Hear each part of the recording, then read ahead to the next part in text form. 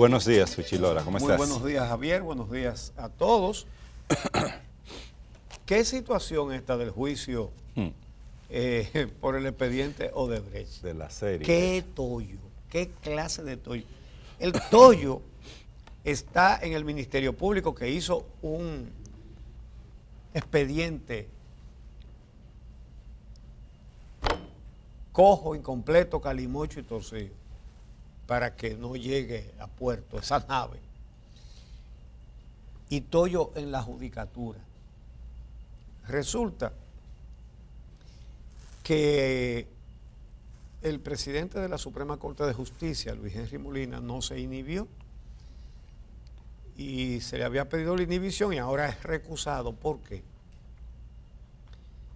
Porque ese juicio está en la Suprema Corte de Justicia, porque uno de los imputados es senador, que es Tommy Galán, y resulta que el hoy presidente de la Suprema Corte de Justicia, Luis Henry Molina, fue el coordinador de la campaña en la cual Tommy Galán ganó la senaduría. En San Cristóbal. En San Cristóbal. La senaduría que tiene ahora. ¿Cuántas veces hemos hecho referencia a cómo las administraciones del Partido de la Liberación Dominicana ha tirado por el suelo a la justicia por las implicaciones políticas, poniendo cuadros políticos? Cuadros políticos. Y eso lo hizo Leonel Fernández. Crear esa estructura para él dominar la justicia, para estar seguro de quiénes van a ser jueces, para estar seguro de que casos como el de la Odebrecht no pasen, o como lo de Félix Bautista, o como lo de Víctor Díaz Rúa. Por eso estaba Mariano Germán ahí. Bueno, ahora está Luis Henry Molina. No quiso inhibirse, entonces fue recusado, pero fueron recusados 4 jueces más de la Suprema Corte de Justicia. O sea, 5 en total ahí. 5 de 10, de 15. Ajá. De 15. Y resulta que, como muy bien lo publica hoy Diario Libre, resulta que el mínimo de jueces que debe estar presente es 12 y de 15 hay 5 recusados. Ajá. O sea que la recusación tiene que ser conocida por una mayoría que tiene que ser de 12 de esos 15. Y hay 5 recusados. Entonces no, quedan... ¿Las recusaciones las van a conocer los mismos recusados? No puede. O entonces subirán a 2 jueces de cortes de apelación. Es un tollo. Es un tollo. Pero vamos a ver. Porque aparte del presidente de la Suprema, Luis Henry Molina, están recusados los magistrados Napoleón Esteves Lavandier, Fran Soto Sánchez, Francisco Jerez Mena y Vanessa Acosta. Los motivos de esas recusaciones, bueno, ya dijimos el presidente de la Suprema, que fue el coordinador de la campaña del principal imputado, principal en el sentido de que es el que tiene el juicio en la Suprema Corte, que es Tommy Galán, que es senador. Y hay que juzgarlo en la Suprema Corte de Justicia, tiene jurisdicción, algunos dicen privilegiada, eso depende de cuál sea el destino final. Pero bueno, el caso es que ese imputado arrastra a los demás a esa instancia. Entonces los otros imputados son el magistrado Napoleón Esteves Lavandier. Resulta que antes de que fuera designado juez de la Suprema Corte de Justicia en la última oleada, él fue el abogado del imputado Alfredo Pacheco, que estaba en ese expediente. Lo que pasa es que Alfredo Pacheco fue beneficiado con un archivo provisional porque según el PEPCA, es decir, la Procuraduría lo somete, pero después la Procuraduría dice que no tiene, oigan esto, pruebas suficientes para sostener su imputación. Eso es el Ministerio Público, esa es la Procuraduría. Entonces le dieron un archivo provisional porque el viejo Ministerio Público dice que no tiene prueba. Entonces, ese es el caso del magistrado Napoleón Esteves Lavandier. Al magistrado Fran Soto le señalan que conoció diferentes partes de ese expediente en 3 ocasiones anteriores.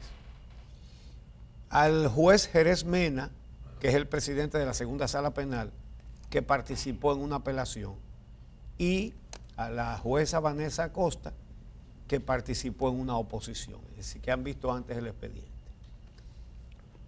Entonces, vamos a ver el caso del presidente de la Suprema Corte de Justicia, que no quiso inhibirse, como se lo habían pedido, y ahora está siendo recusado. Lo que dice la defensa de Víctor Díaz Rúa, miren, los imputados están desfifarrando ese expediente, porque se lo pusieron para eso, para que lo desfifarraran. La acusación contra el imputado Tommy Galán, actual senador, es que recibió dinero de Odebrecht para el financiamiento de su campaña en el 2016.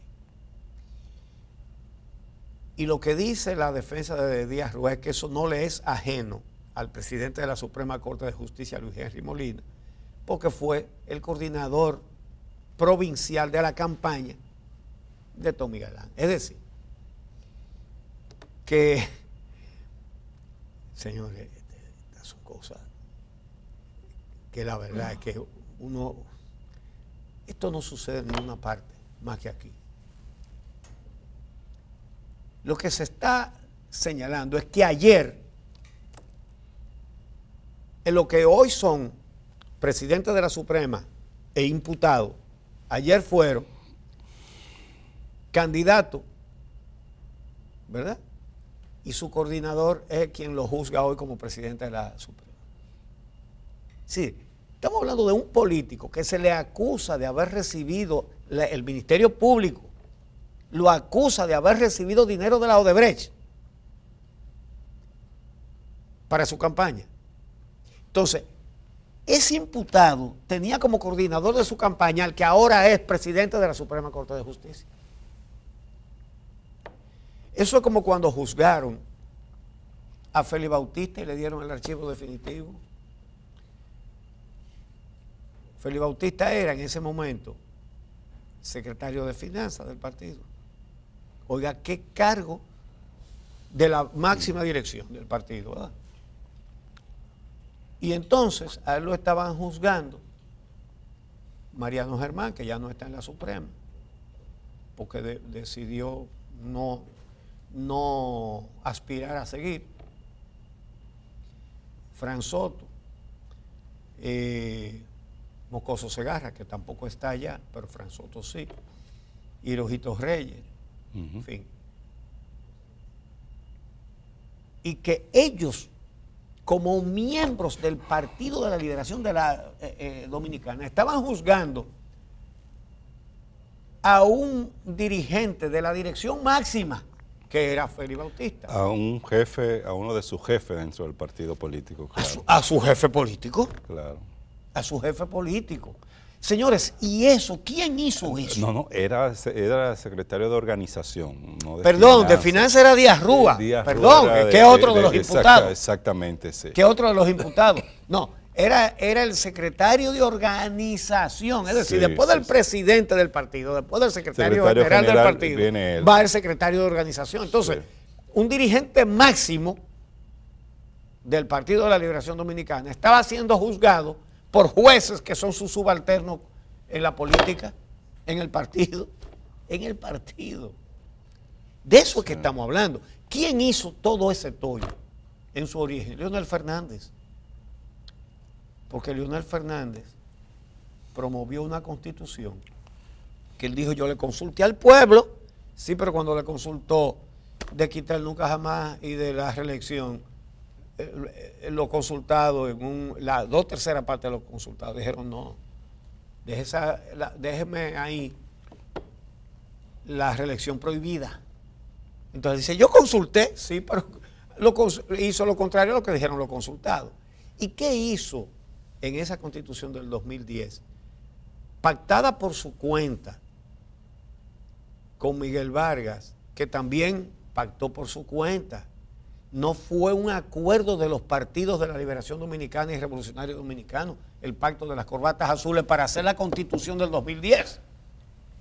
No fue un pacto de los dos partidos, fue un pacto de dos individuos, Leonel Fernández y Miguel Vargas.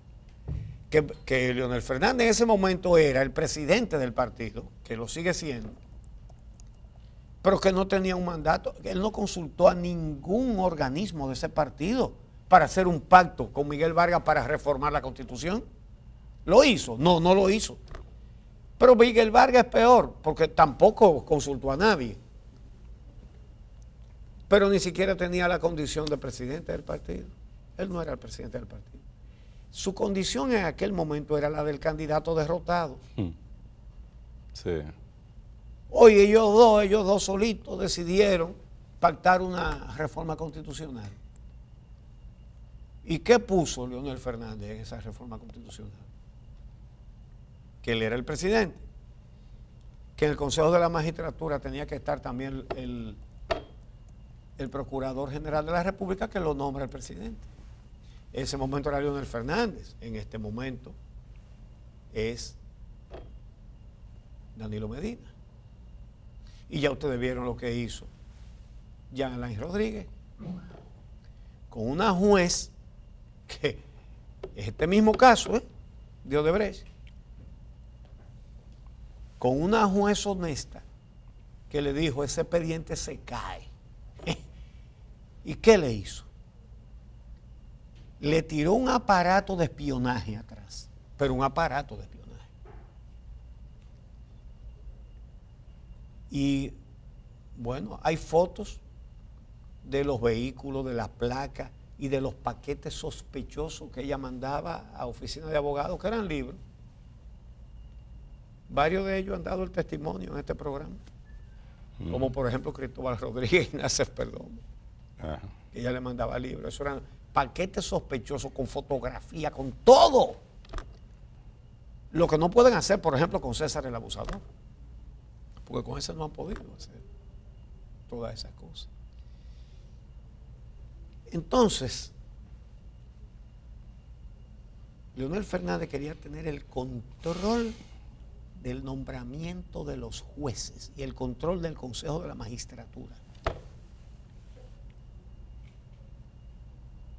Y miren la clase de tollo que eso produce. El actual presidente de la Suprema Corte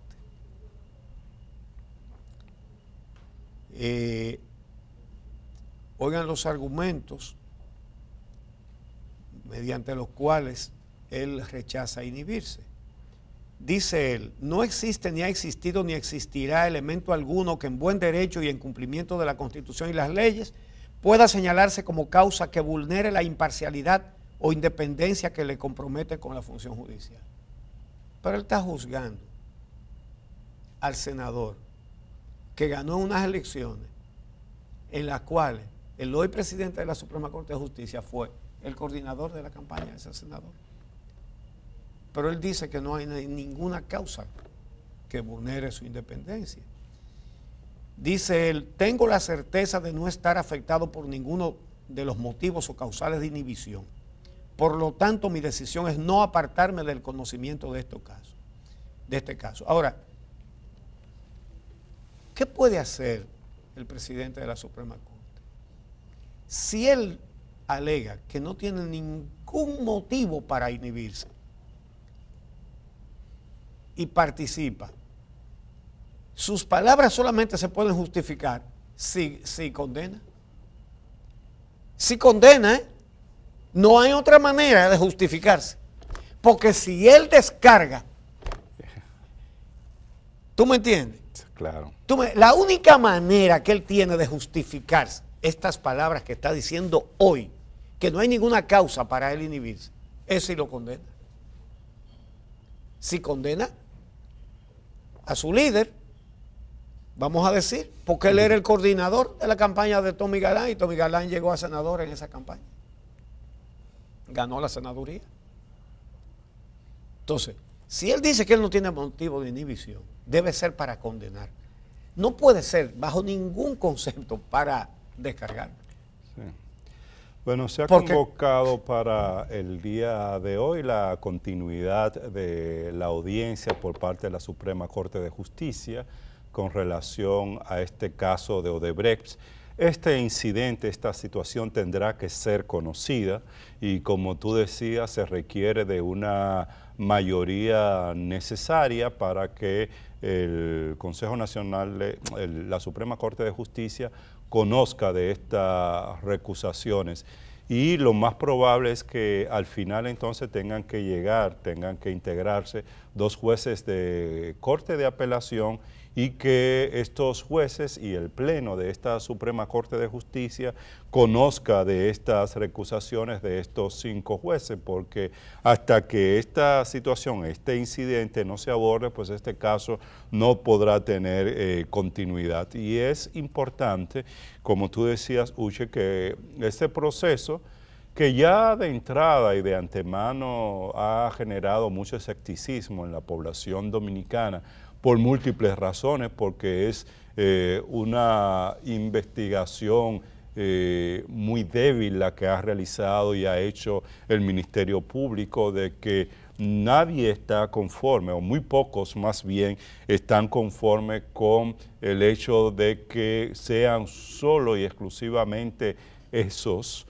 hasta ahora, los implicados en este caso de Odebrecht, un escándalo de corrupción que en la República Dominicana se mantuvo desde el año 2001 hasta muy recientemente, cuando estalló ese escándalo de Odebrecht hace 2 años. Es decir, estamos hablando de más de 15 años, un escándalo de corrupción que implicó sumas millonarias como pago de soborno o como tema o pagos de sobrevaluaciones, que apenas 6 personas pudieran estar involucradas en este caso. Y más si se compara el caso que se lleva, la investigación que se lleva en la República Dominicana con otros países, uno se da cuenta de lo débil, lo limitada que ha sido la investigación realizada en nuestro país.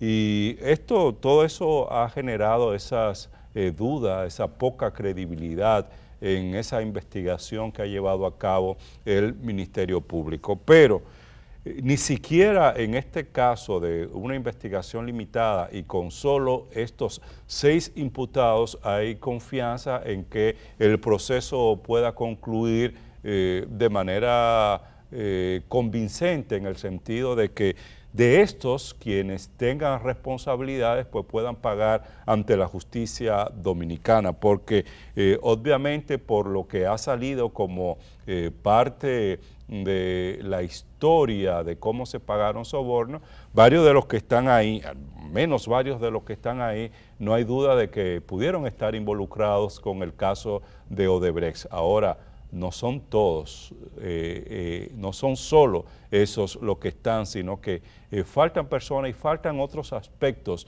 de la investigación, como el caso de las sobrevaluaciones, que al final no se aborda como tiene que ser abordada en materia de investigación en nuestro país. Entonces, Javier, amigos, ya vimos para qué sirvió el pacto de las corbatas azules.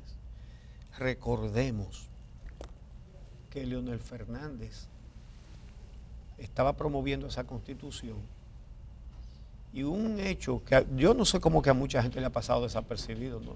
Nosotros lo detectamos en el momento y lo dijimos y lo hemos repetido porque fue un factor determinante en esa constitución del 2010. El hecho de que los danilistas le trancaron el juego a esa constitución, se lo trancaron. Tenían senadores suficientes para romper el quórum Y cuando Leonel más interesado estaba en que esa constitución pasara pronto, se dejó de sesionar 3 o 4 veces consecutivas por falta de quórum en el Senado. O olvidamos eso ya. No, eso no lo podemos olvidar. Porque entonces Leonel Fernández lo que hizo fue que, como su rival interno le trancó el juego de esa constitución, fue y se puso de acuerdo con un rival externo, pero que no era un representante legítimo de la oposición. Ahora, la incapacidad política de los entonces dirigentes del PRD no los dejó ver lo que se estaba decidiendo ahí. Y ni de lo del PLD tampoco. Si no hubo un solo dirigente, ni en el PRD, ni en el PLD, que le dijera en el PRD a Miguel Vargas: venga acá, ¿y con quién consultó usted en este partido para ir a hacer un pacto para hacer una constitución? Nadie le dijo eso a Miguel Vargas. Nadie. Nadie. ¿Con autorización de qué organismo de este partido usted ha ido a pactar una constitución? Pero eso tampoco se lo preguntó nadie a Leonel Fernández. Que aunque tenía la diferencia de que Miguel Vargas en aquel momento no era ni presidente ni era nada más que de candidato derrotado en el PRD. Mientras tanto, Leonel Fernández era presidente del PLD, pero presidente, no dueño ni jefe, presidente. Y en el PLD nadie tampoco llamó a Leonel Fernández y le dijo: ¿a qué organismo de este partido usted le sometió un pacto para hacer una constitución de la República con Miguel Vargas Maldonado, que era el candidato derrotado del otro partido? Sí, ¿con qué organismo usted consultó eso? ¿A quién se lo presentó? ¿A quién enteró? Porque no fue no solamente que no se presentó en ningún organismo, ni eso fue discutido por las instituciones del partido. Es que ni siquiera enteró a nadie. Dijeron, llamaron un pacto de las corbatas azules y se pusieron 2 corbatas y fueron y hicieron un pacto. Señores, 2 corbatas, cada uno puso una corbata azul y fueron y hicieron un pacto para cambiar la constitución, para hacer una nueva constitución. Con el show de una consulta ciudadana previa que se hizo a la que no le hicieron caso en lo que se refiere a la reelección. En lo que se refiere al tema de la... Bueno, ese fue uno de los temas, que estaba el tema de la reelección, y la ciudadanía también planteó que la reforma constitucional se hiciera vía... Por asamblea constituyente. Asamblea constituyente. Sí. Y a eso tampoco se le hizo caso. No, a lo que le convenía. Exactamente. Lo que le convenía a espaldas de sus respectivos partidos. Esa es la constitución que tenemos ahora, la del 2010. Hecha por 2 individuos a espaldas de sus partidos. Que tienen la cachaza, yo diría, de decir que es una de las constituciones más modernas y avanzadas que tiene la República Dominicana. Es tan moderna que no se necesitaron partidos para pactarla. Oiga, qué moderna es. Lo que se necesitó fue a 2 individuos que decidieron hacer eso, a espaldas de sus respectivos partidos. Así es. Ahora,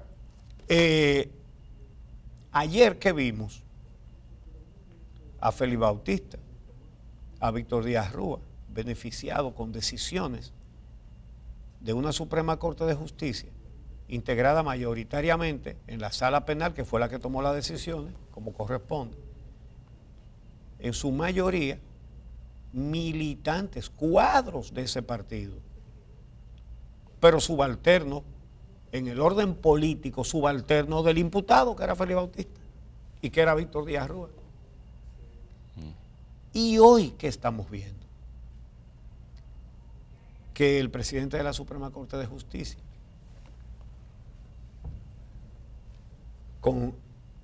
que ya no tiene cachucha morada, sino un birrete de juez, juzga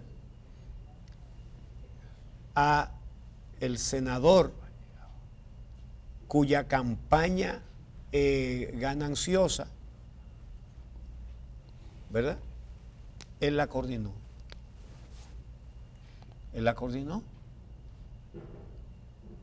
Entonces, eso es un tollo.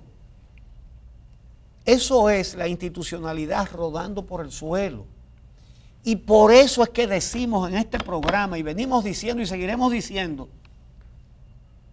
que aquí tiene que producirse un pacto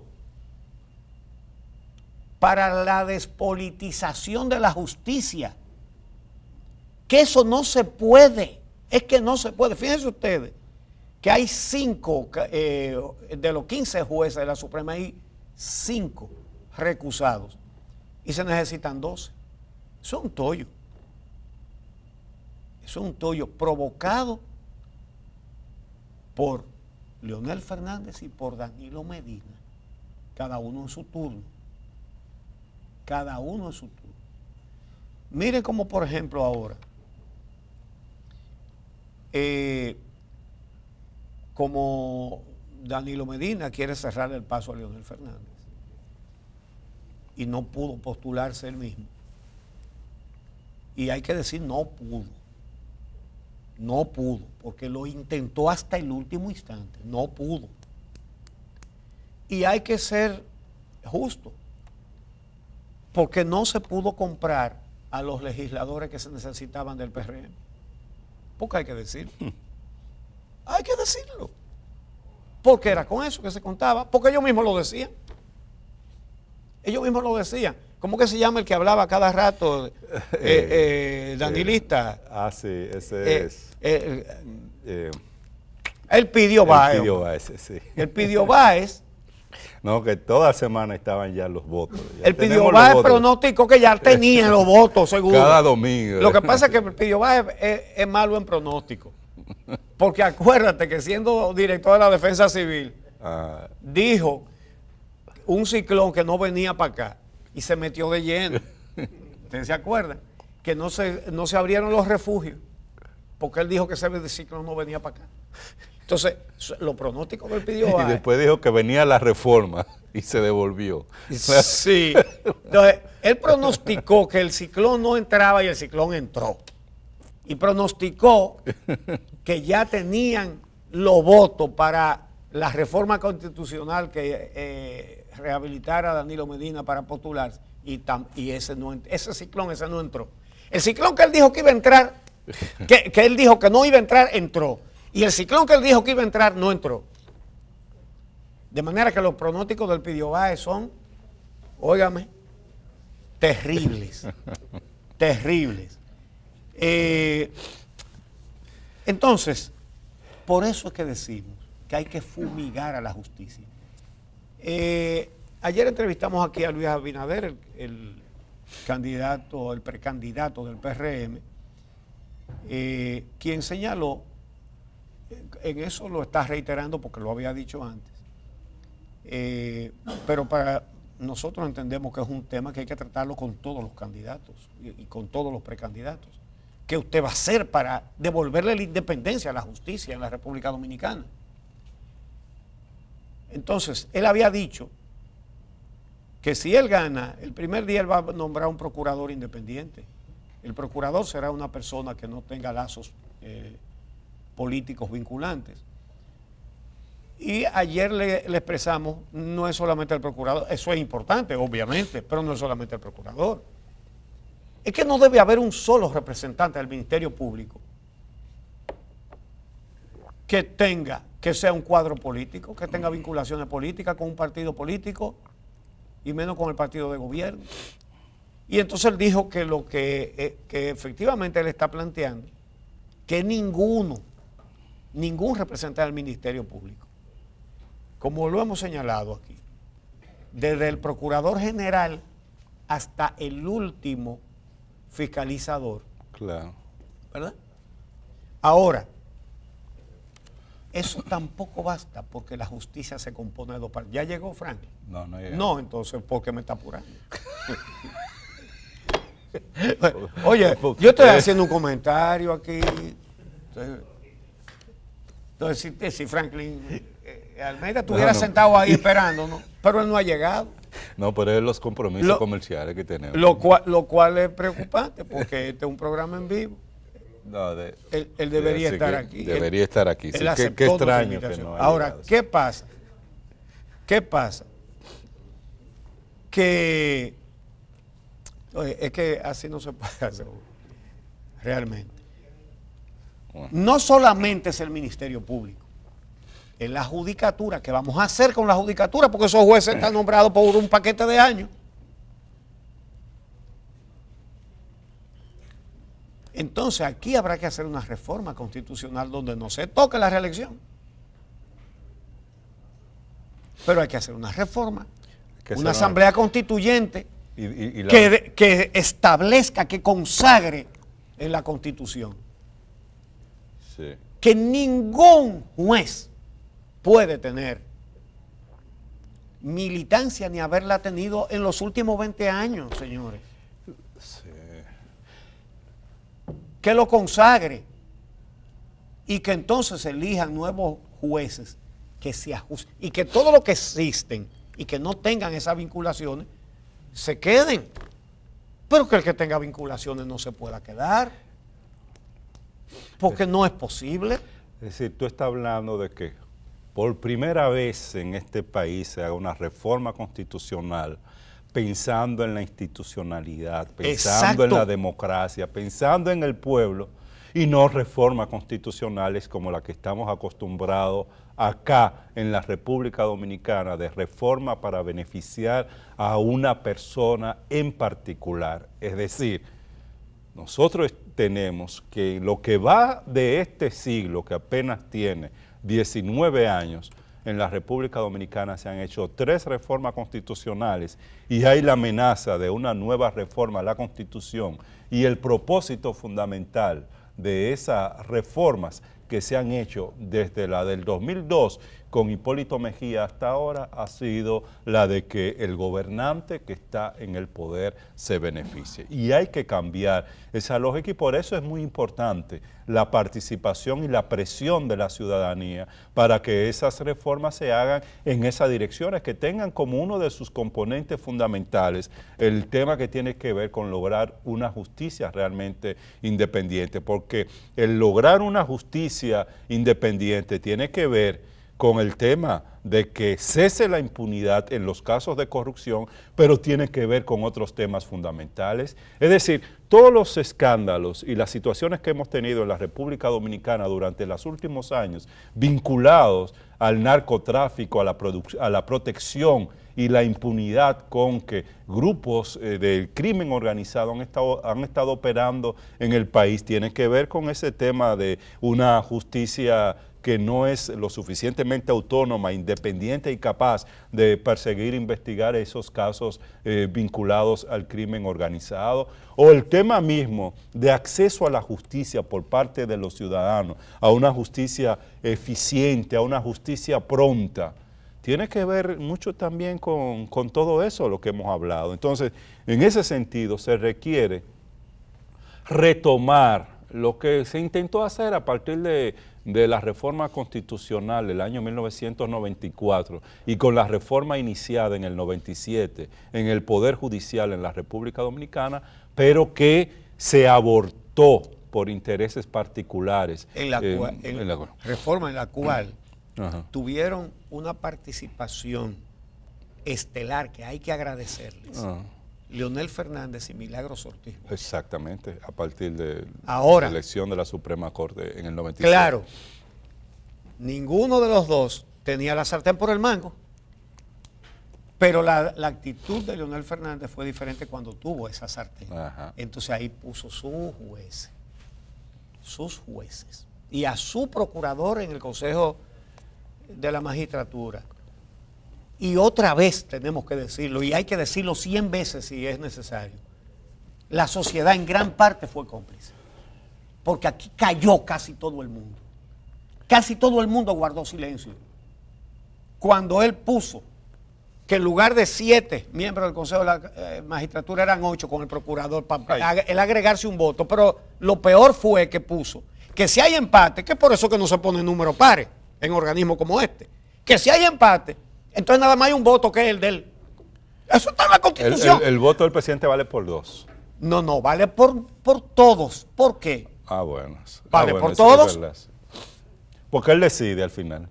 Porque él es el que decide. Sí. Si se empata, él decide. Entonces, señores, esta sociedad guardó silencio. Al menos a este programa le queda, si se puede decir, que eso sirva de algo, que este programa sí que puso el grito en el cielo cuando se presentó esa situación. Este programa sí que dijo, eso no puede ser. Y decíamos al mismo tiempo, pero ¿cómo es que todo el mundo está callado ante esta barbaridad? Bueno, pues la barbaridad se hizo con la sociedad callada, con pocas excepciones, entre las cuales se honra este programa de estar entre esas excepciones, entre los que dijimos, eso no puede ser. Pero fue. Y por eso vimos a jueces juzgando a sus jefes políticos y dándoles no al lugar y archivo definitivo y todas esas cosas. Bueno. Y por eso mismo está sucediendo ahora. Eso mismo está sucediendo ahora y eso no puede seguir siendo así. Eso hay que cambiarlo.